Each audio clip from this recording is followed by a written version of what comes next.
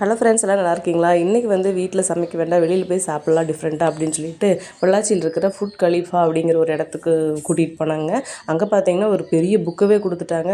என் பையன் உட்காந்து அதையே புக் படிக்கிற மாதிரி உட்காந்து படிச்சுட்டே இருந்தால், என்னத்தையோ படிங்கிற எனக்கு ஏதோ ஒன்று ஆர்டர் பண்ணுங்க, ரொம்ப பசிக்குது அப்படின்ட்டு உட்காந்துட்டு இருந்தேன். அப்புறம் பார்த்தீங்கன்னா ஏதோ ஒரு முடிவு பண்ணி கடைசியில் 2 சிக்கன் பிரியாணி சொல்லியிருந்தாங்க. அதுக்கப்புறம் ஒரு ஹாஃப் கிரில் சிக்கன் வந்து ஆர்டர் பண்ணியிருந்தாங்க.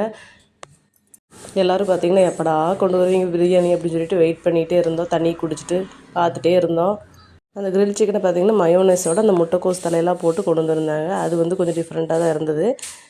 பையன் பார்த்திங்கன்னா அவனோட சேனலுக்கு வீடியோ போடணும், அப்படி வீடியோ எடுமா இப்படி எடுமா அப்படின்ட்டே இருந்தானுங்க. பார்த்திங்கன்னா எனக்கு ரொம்ப பசி, ஏதோ ஒன்று பண்ணுங்கடா, சீக்கிரம் சாப்பாடு கொடுங்கடா, பசி ஆகுது அப்படிங்கிற மாதிரி இருந்தது. ஒரு வழியாக வந்து சிக்கன் பிரியாணியும் பள்ளிப்பாளையம் சிக்கன் அப்படின்னு சொன்னாங்க. அது வந்து பார்த்திங்கன்னா நிறைய குட்டி குட்டி சிக்கனை பிச்சு பிச்சு போட்டிருந்தாங்க. அதுவும் பார்த்திங்கன்னா ரொம்ப டேஸ்ட்டாக இருந்துச்சு.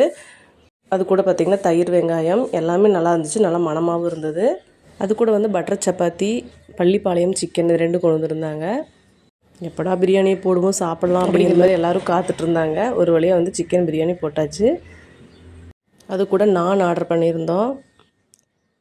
ஒரு வழியாக எல்லாம் ஆளுக்கு கொஞ்சம் கொஞ்சம் ஷேர் பண்ணிவிட்டு சாப்பிட ஆரம்பிச்சிட்டோம். இங்கே chicken biryani 180, mutton biryani 250, butter நான் 60 ரூபா, பட்டர் சப்பாத்தி வந்து 40 ரூபாய்ங்க, பிச்சு போட்ட சிக்கன் வந்து 250 ரூபாய்ங்க.